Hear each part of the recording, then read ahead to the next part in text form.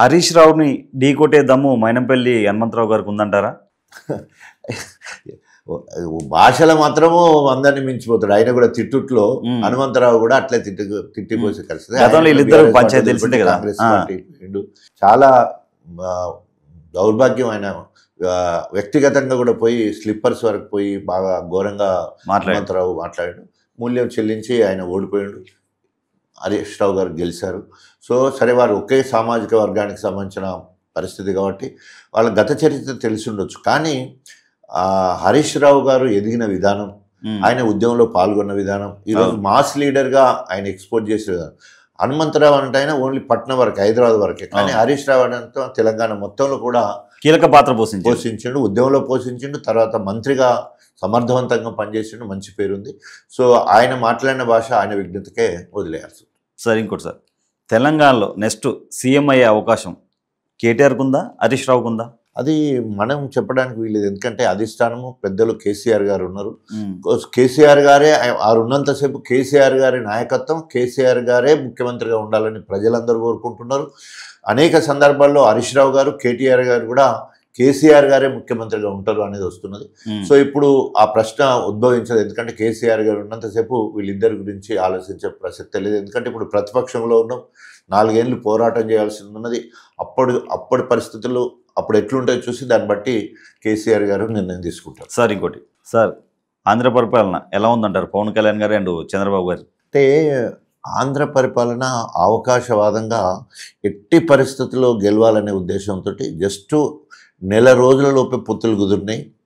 So అప్పటి వరకు బద్ధశత్రులుగా ఉన్న పవన్ కళ్యాణ్, చంద్రబాబు నాయుడు వాళ్ళకు అంతే ధీటుగా బీజేపీకి సంబంధించిన వాళ్ళు కూడా ఉండే. కానీ ఎక్కడి వరకు పోయిన ఎప్పుడైతే చంద్రబాబు నాయుడును అరెస్ట్ చేసి జైలుకు పంపించారో అప్పటి నుంచి వెళ్ళి మెల్లిమెల్లిగా 600 అధికారంలోకి రావాలి, సర్వం ఒడ్డైనా అని చెప్పేసి బాగా వర్కౌట్ చేయడం. దాంట్లో పవన్ కళ్యాణ్ కూడా చాలా అగ్రెసివ్గా ప్రజల్లోకి వెళ్ళిండు, ఒక హీరోలాగా బాగా పోయాడు. అట్లాగే చంద్రబాబు మీద బాగా సానుభూతి వచ్చింది ఒకసారి జైలుకి పంపిన తర్వాత. దానికి తోడుగా కేంద్ర ప్రభుత్వం కూడా సహకరించేది ఉంటే ఈ స్పెషల్ ప్యాకేజ్ కావచ్చు, తర్వాత ఆంధ్రాలో చాలా పెండింగ్లు ఉన్నాయి. సో అవన్నీ కూడా రావాలనేది ఉంటే, పోలవరం ప్రాజెక్టు కావచ్చు, ఇట్లాంటివన్నీ రావాలనేది ఉంటే తప్పకుండా బీజేపీతో కలిసి ఎన్డీఏ ఏర్పడాలని చెప్పేసి అది జాయిన్ అయింది. దానివల్ల చంద్రబాబు నాయుడికి ఎంత ఉపయోగపడ్డదో దానికి 10 రెట్లు మోడీకి ఉపయోగపడ్డది. ఎందుకంటే చంద్రబాబుకి సంబంధించిన ఆ 21 సీట్లు కనుక లేకపోయేది ఉంటే, వాళ్ళు గెలిచిన సీట్లు కనుక లేకపోతే ఎన్డీఏ ప్రభుత్వానికి ముప్పు ఏర్పడే పరిస్థితి ఉండే. వాళ్ళే కనుక యూపీఏ కనుక పోయేది ఉంటే, అంటే ముందుగా పొత్తు ఏర్పడకుండా ఇక్కడ అక్కడ ఆంధ్ర తెలుగు భాష మాట్లాడే 2 రాష్ట్రాలు కనుక ఇక్కడ వాళ్ళు కనుక కాంగ్రెస్ సపోర్ట్ అయ్యేది ఉంటే ఆటోమేటిక్గా ఇండియా కూటమికి మరి అధికారం వచ్చే పరిస్థితి. కేంద్రంలో కీలకం అయిపోయారు చంద్రబాబు. 100% కీలకం అయిపోయాడు. అంతకుముందు ఎన్డీఏ ప్రభుత్వం, అంతకుముందు ఒకసారి కూడా అట్లాగే కీలకమైంది, ఈసారి కదా అట్లాగే కీలకమైన పరిస్థితి. అంటే సరైన సమయంలో సరైన నిర్ణయాలు, ఎదుటి పార్టీ వాళ్ళు లేదా అధికారంలో ఉన్న వాళ్ళు చేసే కొన్ని పొరపాట్లు ప్రతిపక్షాలకు కలిసి వస్తాయి.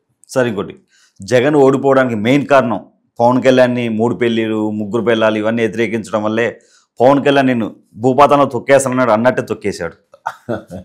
అంటే ఒక్కొక్కసారి చెడపకురా చెడదు అంటారు కదా, ఆ రకంగా ఎవరు మాట్లాడినా కూడా బుమ్రాంగ్ అయి మళ్ళీ మనకి కొట్టే అవకాశం ఉంటుంది. సో ఆ రకంగా ఒకరి విజయానికి అనేక కారణం ఎట్లయితే ఒకరి అపజయానికి కూడా అనేక కారణాలు ఉంటాయి. అట్లా కర్ణుడు అపజయానికి అనేక కారణాలు అంటారు కదా, అట్లాగే కొన్ని మంచి పనులు చేసినప్పుడు కర్ణుడు చాలా మంచివాడు అని పేరు ఉంటుంది, కానీ మళ్ళీ ఆఖరికి చావాల్సి వస్తుంది పాండవుల చేతిలో. సో అట్లాగే చాలామంది బాగుపడి పని చేసిన తర్వాత ప్రజల్లో ఉండిపోతారు, కానీ ఒక్కోసారి గెలిపోవటంతో సంబంధం లేకుండా ఓడిపోతారు.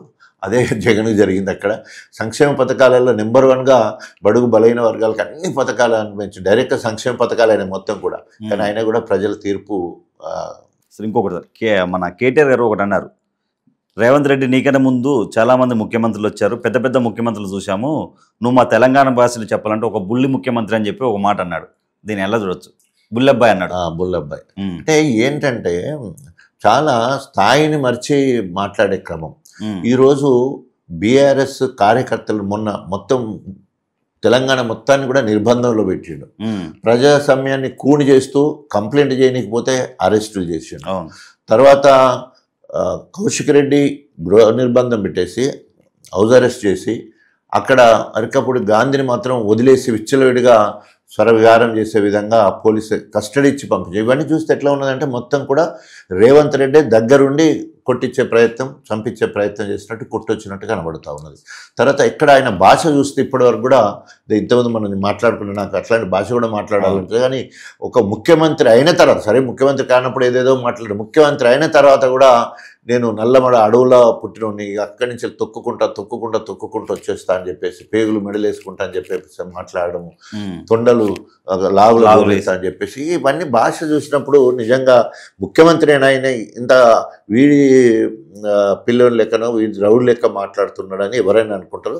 సో దాన్ని దృష్టిలో పెట్టుకొని ఎంతోమంది ముఖ్యమంత్రులు వచ్చిన పోయిళ్ళు ఎవరైనా కూడా కాలగర్భంలో కలిసిపోయే వాళ్ళే నీ పతనం కూడా మొదలవుతుందని చెప్పి మరి ఆ సందర్భంగా మాట్లాడడం జరిగింది.